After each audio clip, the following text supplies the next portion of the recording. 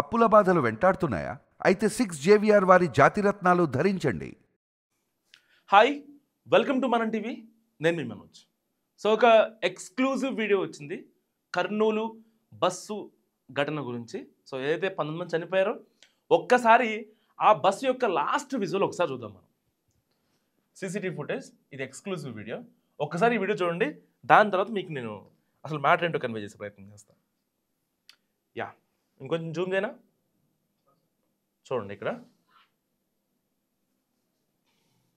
ఒక కంటైనర్ వెళ్తుంది and APSRTC bus వెళ్తుంది.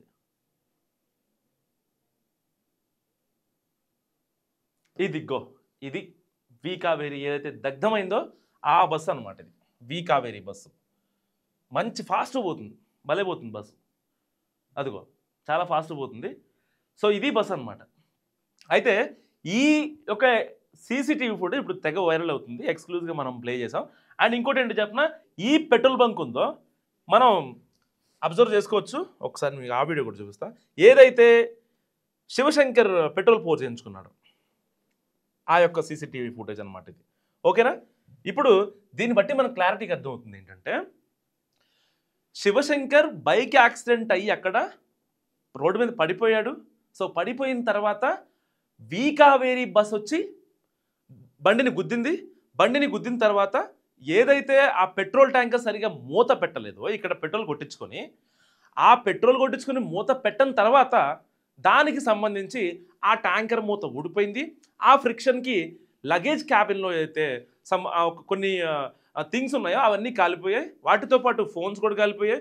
ఆ మంటలు క్యాబిన్కి వచ్చాయి. క్యాబిన్ నుంచి మొత్తం అంటుకుంది, తగలబడిపోయింది. కట్ చేస్తే 12 మంది కుటుంబాలు గుండెలు అవిసేలా రోధిస్తున్నాయి ఇప్పటికీ.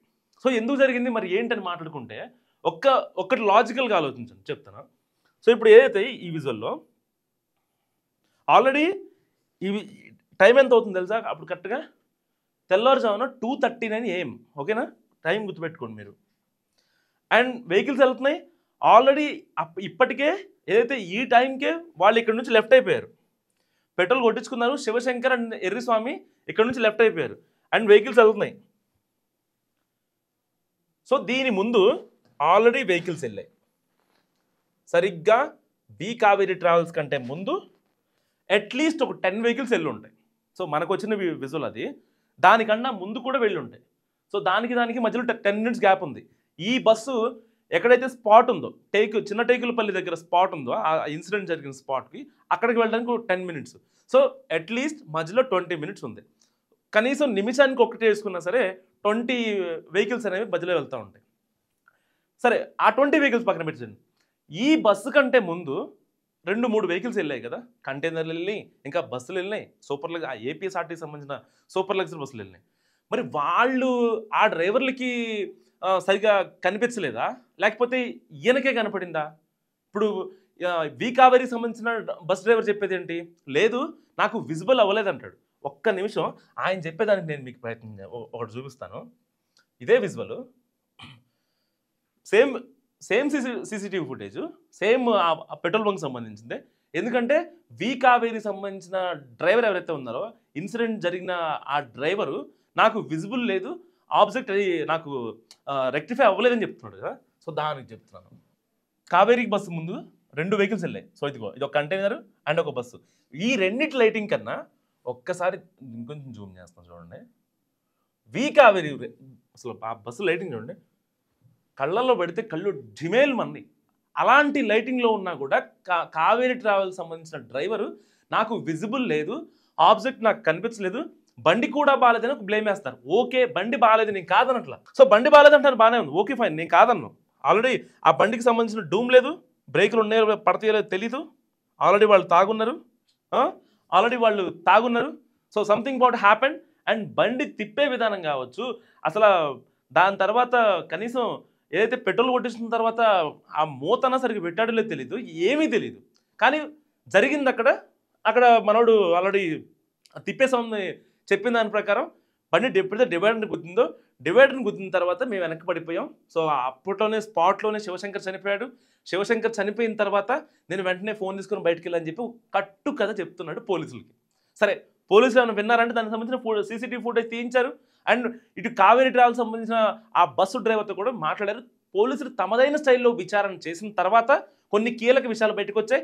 ఎప్పుడైతే ఈ సీసీటీవీ ఫుటేజ్ చూసిన తర్వాత మాట్లాడారో దాని తర్వాత మరిన్ని విషయాలు కూడా విరులకు వచ్చే అవకాశం ఉంది.